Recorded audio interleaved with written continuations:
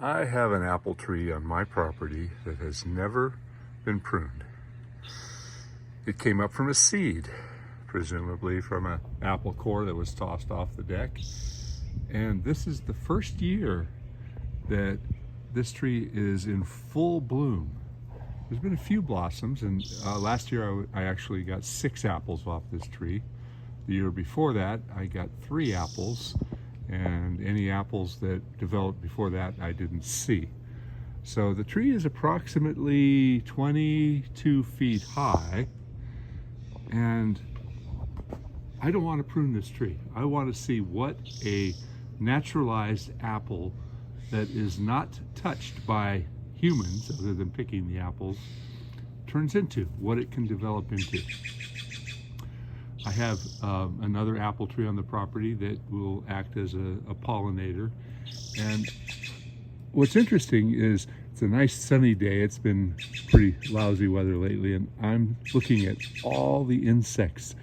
I see bees, I see wasps, I see all kinds of things that are going from blossom to blossom. Let's see if I can get a close up here of some of this activity here. I think it is just fascinating to see the workings of nature. You know, how these trees get pollinated, and you know what actually goes on. Every single blossom up here I see, you know, bees going from flower to flower to flower. It's kind of hard to say it. There we go, there's one.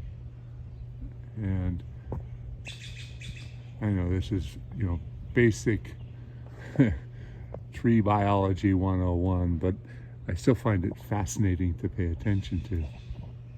So the purpose of this video is I'm going to do a follow-up video later on in the season and show you how this tree develops. You know, it's always been discussed about how to prune fruit trees, but I don't know of any fruit trees that I've ever seen that have been untouched, with the exception of this one. So this one came up all by itself. I mean, there's blossoms everywhere. So will we get a good crop? I don't know. What will the apples be like? Well, they were green apples. They were you know, tasty, probably better for cooking. They weren't, you know, these wonderful, delicious eating apples, but I ate them and I didn't mind them at all. So let's see what happens. There will be a follow-up video. And for those of you out there who follow my YouTube channel, A, thank you very much. I appreciate it. B, if you're not subscribed, I appreciate it if you subscribe. It keeps the channel going. And always leave comments. I know that there's a lot of people out there that are really interested in growing fruit trees, and I do the best I can explaining what I know. There are a lot of other amazing YouTubers out there that are much more qualified and much more knowledgeable than I am. So I kind of give you a general overview of this topic. Thanks again.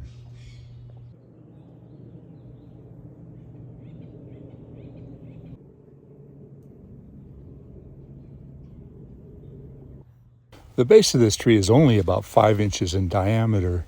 It does split off into 2 tops, and there are a few little crossovers up here. You know, it's like I'm really tempted to try and work on this tree and try and mold it, but then in the same token, I want to see how it evolves naturally. That branch right there, maybe I'll tie it over. I don't know. It's hard to keep my hands off.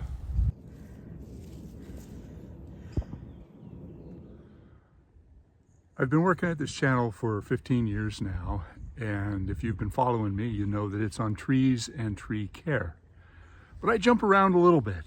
Once in a while, I'll throw a woodworking video in there, and I know a lot of you guys really like it, but those videos don't get near as many views. Once in a while, I'll do a super exciting removal or a takedown. Those seem to get more views because a lot of you viewers out there like to see, you know, the action.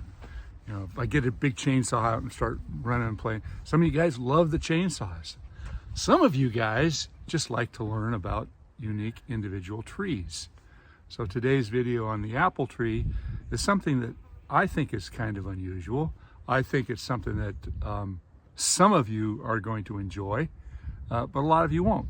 So, you know, I do I do try to break it up. I do try to find different ideas and different concepts that I can produce and introduce to you guys. I try to do at least one video a week, sometimes two, and I try to be real consistent.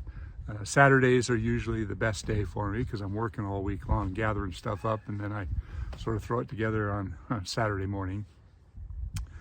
One thing you'll notice about my channel is you will never see a jump cut. What's a jump cut, you say? That's where somebody is talking and all of a sudden they stumble on their words and they cut that little bit of audio out, and all of a sudden the face jumps really fast and it carries on. The audio sounds good, but it's jumpy all over the place. I don't do that. If I screw up in what I'm saying, that's what you hear. What you see is what you get on my channel. I try to be real. I don't throw a lot of special effects in there. Once in a while I might do it. I do understand how to do all that stuff. I took television production in college, and I've studied a lot of the programs. I know After Effects, and I know how to do a lot of that kind of stuff.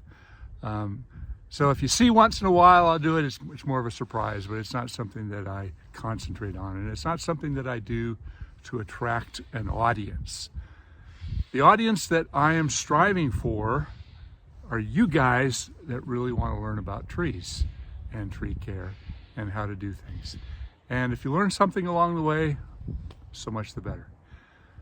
I can't thank you enough for all of you longtime supporters. I do recognize a lot of the handles that you've got out there. I ask you to put your first name on the end of the comment, just so that I can start remembering who Steve is, or John is, or Mike is. Eventually I'll get it, but if your handle is Bonzo the Tree Man, that doesn't mean anything to me. I don't want to call you Bonzo. Anyway, thanks a lot. I appreciate it. I hope you enjoyed today's little video on the apple tree, and there will be a follow-up in the future, so pay attention.